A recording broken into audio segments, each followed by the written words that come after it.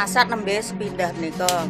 37 tahun sumur warga belum pernah mengalami kekeringan sama sekali, belum pernah sama sekali kering. Kalaupun kemarau panjang, itu air sedikit ditimba, ditunggu 5 menit. Nih, Satu gayo nggak ada tuh mas. cuma 1 sendok. Kepada semua yang merasa mengambil air dari masyarakat.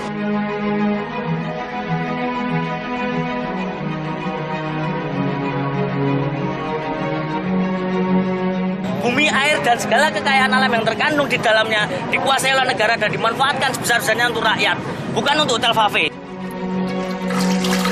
Sebelah kanan sumur biasanya ada pawon, dan disitulah konsep rumah Jawa yang rata-rata tidak pernah ada kebakaran, karena ketika di dekatnya ada sumber api dan di dekatnya pun juga ada sumber mata air.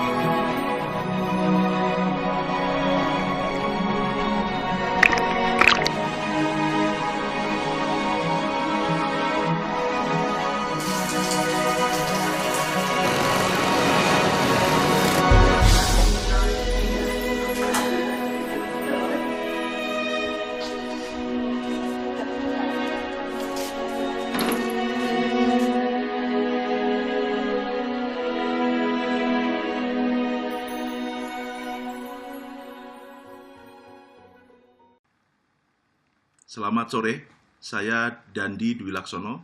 Saya seorang video jurnalis. Sehari-hari bekerja dan ikut mendirikan rumah produksi dokumenter Watchdog. Salah satu karya yang kami hasilkan adalah dokumenter Belakang Hotel yang trailernya baru saja Anda saksikan. Anda bisa melihat full versionnya di YouTube.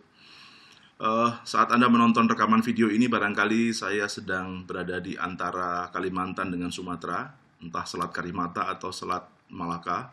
Tapi sejak 1 Januari 2015 saya bersama seorang kawan melakukan ekspedisi yang kami sebut sebagai ekspedisi Indonesia Biru.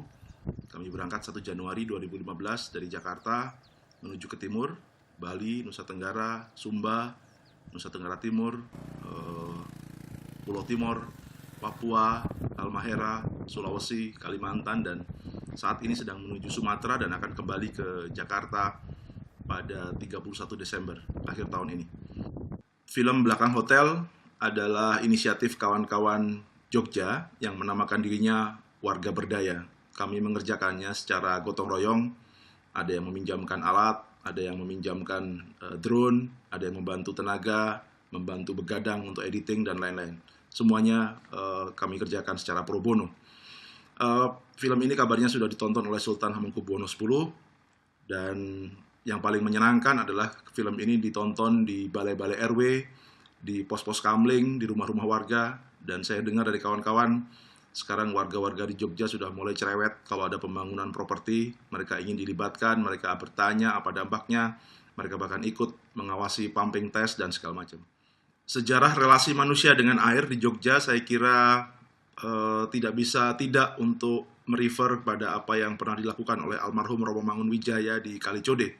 Ini adalah contoh klasik yang sering digunakan untuk melihat bagaimana pendekatan yang digunakan oleh Romo Mangun maaf, untuk menata ulang konstruksi sosial di Kalicode. Jadi yang diselamatkan lebih dahulu oleh Romo Mangun adalah tataran sosialnya, bukan menyelamatkan kalinya. Jadi pendekatannya lebih kepada kultural dibanding pendekatan teknis untuk katakanlah merevitalisasi Kalicode. Dulu Kali Bian ini sungainya airnya bisa diminum. Air bisa diminum. Jadi kita tidak perlu mempersiapkan itu bahan minum. Jalan saja di mana kita haus ya minum saja di kali itu. Dulu kali itu bersih sebelum ada perusahaan, pendapatan perusahaan. Tapi dengan adanya perusahaan sekarang kami tidak bisa minum lagi air Kali Bian. Jadi sekarang Bapak kalau pergi harus beli air macam ini? Ya, beli air. Kalau tidak kita masak air dari sumur toh, sumur gali. Kita masak, siapkan di botol feed, baru kami bawa. Bapak dulu waktu air masih baik itu, dia punya warna kali dari Kalibian itu dia seperti ini.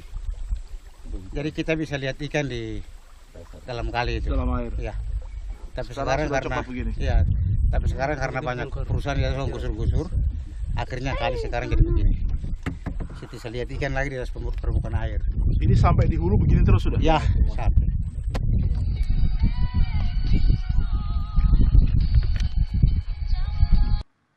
Sampai di Kalimantan kami mendapati masalah yang sama. PDAM Kota Samarinda di Kalimantan Timur dan PDAM Kota Banjarmasin di Kalimantan Selatan sama-sama menyatakan bahwa air mereka tidak layak untuk dikonsumsi. Dan saya pikir ini sangat terkait dengan bagaimana kualitas air di Sungai Mahakam yang hari ini ya terlihat lebih sibuk sebagai jalur transportasi untuk batu bara dengan tongkang-tongkangnya, dan juga di Martapura yang kondisinya juga ketika musim kemarau kemarin sudah asin karena intrusi. Ya, kita masih bersyukur bisa melihat pasar tradisional terapung Lok Baintan sebagai salah satu warisan atau jejak peradaban sungai di Nusantara. Tetapi kualitas air sungainya sendiri justru tidak mampu mendukung kehidupan masyarakat di situ.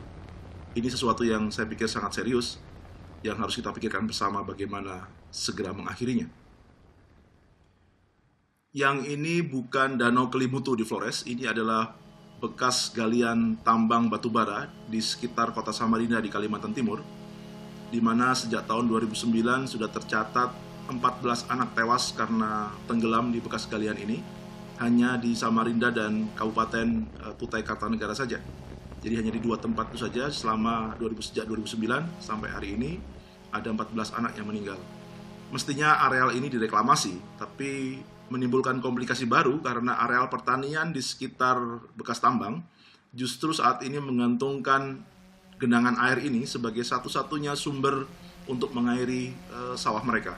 Bahkan di beberapa tempat kami dapati juga digunakan untuk mandi. Sedangkan untuk minum tentu sudah tidak layak, dan mereka untung masih memiliki 1-2 bekas sumber air. Tempat-tempat ini dulunya adalah sumber air karena di daerah yang lebih tinggi begitu, ada tutupan-tutupan hutannya. Kemudian ketika dibuka untuk penambangan batu bara, maka sumber airnya otomatis hilang. Tetapi beberapa sawah di sekitarnya masih eksis, dan saat ini mereka menjadi sawah tada hujan, yang tadinya mereka masih bisa mengandalkan sumber mata air di dataran yang lebih tinggi. Nah, saat ini air-air inilah yang menggantikan fungsi sumber mata air pegunungan yang sudah hilang itu.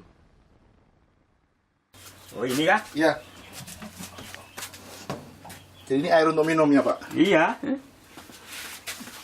Keruh gini, Pak ya? Ya begitulah. Ini ambilnya di mana? Di sumur. Jauh dari sini? Jauh. Sekarang bandingkan dengan kualitas air di Tobelo Dalam, di Halmahera Utara, yang masih dijaga secara adat oleh masyarakat di sana.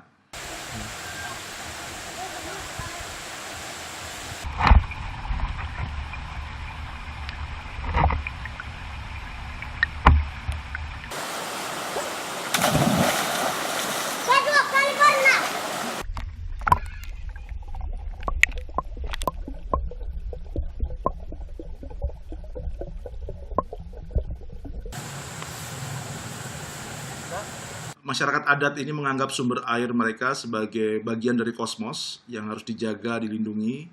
Pertahanan sosial mereka inilah yang membuat akses air masyarakat di sekitar, meskipun mereka tidak lagi menganut kepercayaan lama, mereka ikut menikmati itu. Sehingga ini menjadi salah satu lagi bukti bahwa pendekatan pembangunan yang harus kita lakukan tidak semata-mata teknis, tapi kita membutuhkan para antropolog juga, sebanyak kita membutuhkan para insinyur.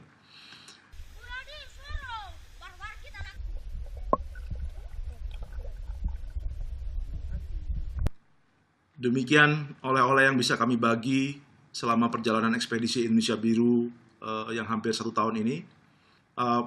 saya ingin menutupnya dengan kalimat yang mungkin sudah bosan Anda dengar, bahwa bumi, air, dan kekayaan alam yang terkandung di dalamnya dikuasai oleh negara dan digunakan sebesar-besarnya untuk kemakmuran rakyat.